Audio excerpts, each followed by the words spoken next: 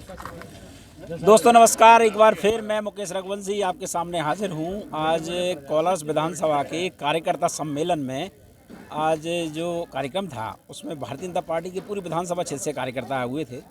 मंच पर जितनी पदाधिकारी थे वो सभी इन तस्वीरों के माध्यम से आप देख रहे हैं, जिसमें जिलाध्यक्ष जी हैं, पूर्व विधायक हैं दोनों ही, और वर्तमान विधायक वीरेंद्र रघुवंशी जी मौजूद हैं। साथ में जिला पंचायती अध्यक्ष था नेहा यादव भी यहाँ पर मौजूद हैं।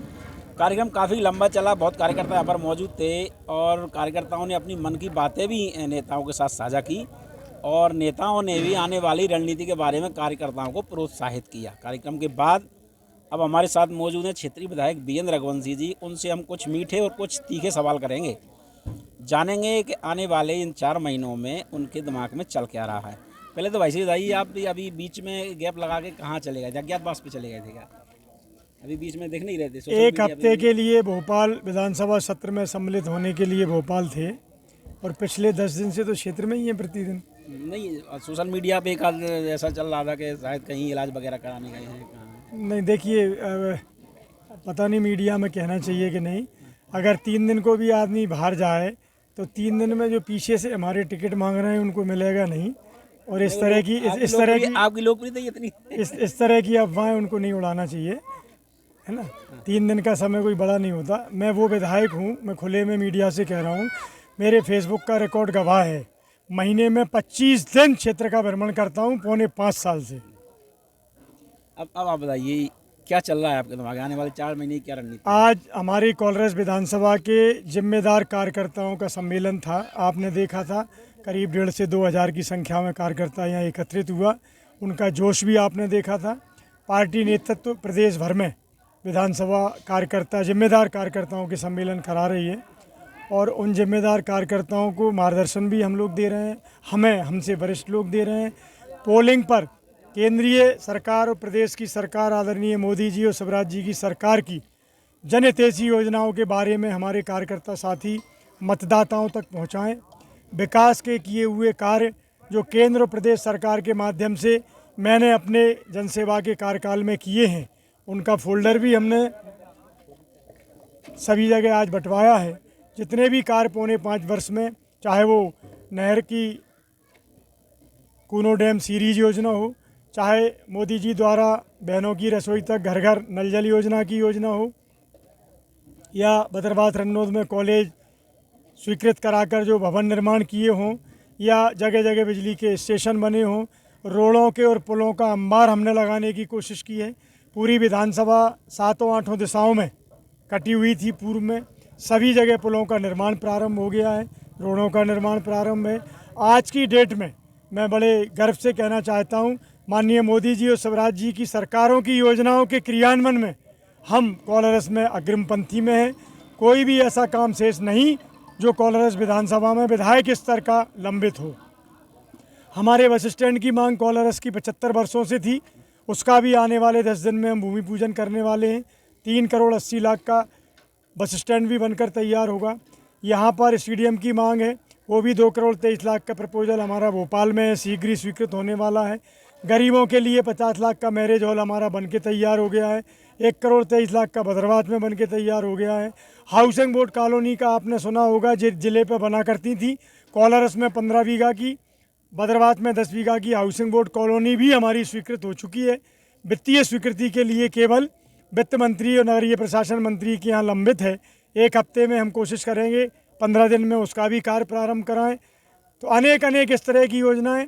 शिक्षा के क्षेत्र में हमने केंद्रीय विद्यालय की मांग प्रदेश शासन से और क्षेत्र से लगातार भेजी थी। प्राइमरी स्वीकृति हमको केंद्र सरकार से मिली है और वहाँ से पत्र के द्वारा पिछले 1 महीने पहले जमीन भूमि आवंटन के लिए पत्र प्राप्त हुआ था। कुमरहुआ रोड पर 20 बीघा भूमि हमने आरक्षित कराकर कलेक्टर महोदय के माध्यम से केंद्रीय विद्यालय ITBP शिवपुरी के प्रिंसिपल के माध्यम से शिक्षा विभाग भोपाल को भेज दी है और शिक्षा विभाग भोपाल से संपर्क करने के बाद वह दिल्ली पहुंच गई है। मुझे उम्मीद है आने वाले वर्ष में, अगले वर्ष तक केंद्रीय विद्यालय की प्राप्ति भी हमें कोलारस विधानसभा को होगी। ऐसे अनेक विकास के कार्य हैं जो लगातार चल रहे हैं। आपने एक लंबी श्रृंखला गिना दी है विकास कार्यों की, तो आप किया है तो बताना पड़ेगा मुकेश जी। नहीं, आपका जो सपना था कि मुझे टॉप 10 में लाना है विधानसभा को, तो कितना सफल हो पाए, कहाँ तक पहुँच पाए? मैं ये प्रमाण पत्र स्वयं तो जारी नहीं करूंगा, लेकिन मीडिया से और पार्टी के वरिष्ठ नेतृत्व से कहना चाहूँगा कि जितने विधायक हैं, विधायक स्तर की विधानसभाओं में निश्चित रूप से मेरी विधानसभा टॉप 10 में विकास में आएगी। इसका सर्वे होना चाहिए, मैं भी मांग करना चाहता हूँ। और कांग्रेस पार्टी की बात करें, विपक्ष में आपके सामने कांग्रेस ही होगी, तो कांग्रेस में भी तमाम विकल्प आ गए हैं, अब तमाम दौड़ रहे हैं, भंडारे भी चल रहे हैं, कई कार्यक्रम आयोजित हो रहे हैं। क्या देखिए, कांग्रेस के पास कोलारस विधानसभा में कोई भी प्रत्याशी नहीं था। हमारे ही अपने जो 3.5 साल पहले 1-2 भाई कांग्रेस से आए थे, वही लौट करके विधानसभा के सपने देख करके कांग्रेस में गए हैं। एक अभी अधबीच में झूल रहे हैं, एक पहुंच गए हैं कि उनको मिलेगा तो मैं क्या करूंगा जाके। तो ये स्थिति कांग्रेस की यहाँ है। एक तरफा भाजपा की कोलारस विधानसभा जीतेगी। और इस बात को लेकर मैं कहना चाहता हूँ कि मोदी जी और शिवराज जी की योजनाओं ने करिश्मा किया है। चाहे आयुष्मान कार्ड योजना हो, प्रधानमंत्री आवास योजना हो, किसान सम्मान निधि की योजना हो, चाहे लाडली बहना की योजना हो, विकास का मैंने अंबार आपको गिनाई दिया। एक तरफ जहाँ विकास के साथ हमने विधानसभा में सुशासन भी दिया है। हमारी तहसीलों पर, हमारी कोलारस क्षेत्र के 5 थानों पर पूरी तरह से न्याय इन 5 वर्षों में हुआ है और जनता इस बात को महसूस भी करती है। आप जनता जनार्दन से पूछेंगे तो वो बताएंगे।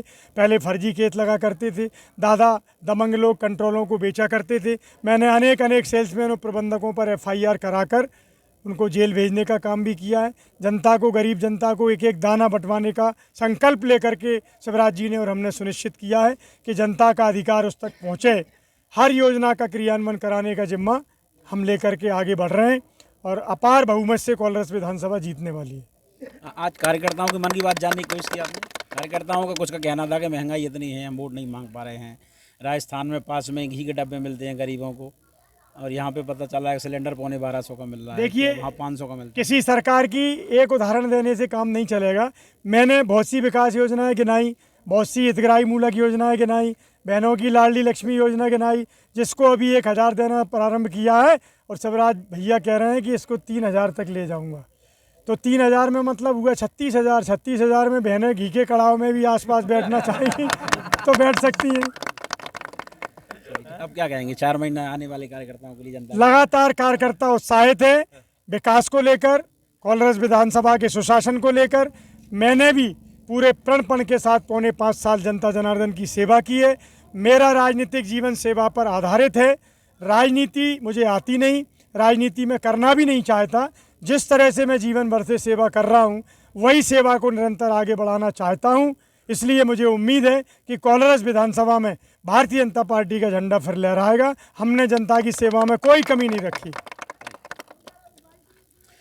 तो दोस्तों, ये थे कोलारस के वर्तमान विधायक वीरेंद्र सिंह रघुवंशी जी। अब स्वाभाविक बात है, इनका कार्यकाल के कुछ ही महीने बचे हैं और तैयारियां शुरू हो गई हैं अगले कार्यकाल के लिए। कार्यकर्ता भारी संख्या में यहाँ पर मौजूद थे। उनकी मन की बात भी हमने इनसे जानने की कोशिश की कि महंगाई को लेकर कार्यकर्ता ज़रूर चिंतित है, मगर उत्साहित भी है कि जो गवर्नमेंट की योजनाएँ हैं वो बिल्कुल जनहितैषी हैं और आगे विकल्प के तौर पर कोई भी सामने दिख नहीं रहा है। विधायक जी का कहना है कि हमारे कुछ सदस्य हैं जो सपना देख रहे हैं, चले गए हैं सत्ता की ललक में, मगर देखते हैं जनता के हाथ में चाबी आने वाली है।